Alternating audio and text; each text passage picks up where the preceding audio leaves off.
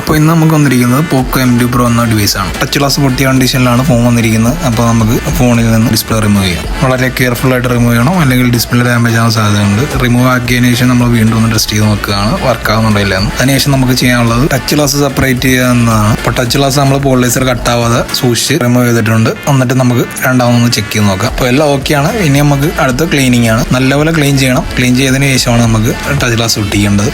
ഒരു പൊടി പോലും ഇല്ല നമുക്ക് ഉറപ്പുവരുത്തേണ്ടതാണ്. നമ്മൾ ഇതിനകത്ത് ഒട്ടിക്കുന്നത് മാക്സിമം ഏറ്റവും നല്ല ക്വാളിറ്റി ഗ്ലാസ് തന്നെയാണ്. ഈ ഒട്ടിക്കുന്ന സമയത്ത് നമ്മൾ അതിനകത്ത് പൊടിയോ കാര്യങ്ങളോ ഗമ്മോ അങ്ങനെ എന്തെങ്കിലും ഉണ്ടാകുന്ന നല്ലപോലെ നോക്കി കൺഫേം ചെയ്തിട്ട് മാത്രമേ ഒട്ടിക്കുകയുള്ളൂ. അല്ലെങ്കിൽ നമ്മളെല്ലാം വർക്കെല്ലാം കഴിഞ്ഞതിന് ശേഷമാണ് ഇത് നമ്മൾ പൊടിയിരിക്കുന്നത് കണ്ടെങ്കിൽ അത് നമ്മുടെ വർക്കിനെ ബാധിക്കും. മാക്സിമം നമ്മൾ ഈ വർക്കിൽ ശ്രദ്ധ കൊടുത്താലേ നമുക്ക് മാക്സിമം ഔട്ട്പുട്ട് കിട്ടുള്ളൂ. അടുത്ത നമുക്ക് ഡിസ്പ്ലേ പഞ്ച് ചെയ്യാനാണ്. അപ്പോൾ പഞ്ച് ചെയ്യാൻ വേണ്ടിയുള്ള ഓട്ടോമാറ്റിക് മെഷീനാണ്. അതിനകത്ത് ഇട്ട് കഴിഞ്ഞാൽ നമ്മൾ സ്റ്റാർട്ട് കൊടുത്താൽ തന്നെ അത് പഞ്ചായി കിട്ടും.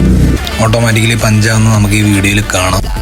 അതിനകത്ത് ടെമ്പറേച്ചറും കാര്യങ്ങളൊക്കെ മേളിൽ സെറ്റായിട്ട് മെഷീൻ തന്നെ അത് പഞ്ചാകും. അതിനുശേഷം അത് തന്നെ റിട്ടേണും വരും. നമ്മൾ ഒന്നിനകത്തൊന്നും ചെയ്യേണ്ട കാര്യമില്ല. പല മെഷീൻ പല രീതിയിലാണ് വർക്ക് ചെയ്യുന്നത്.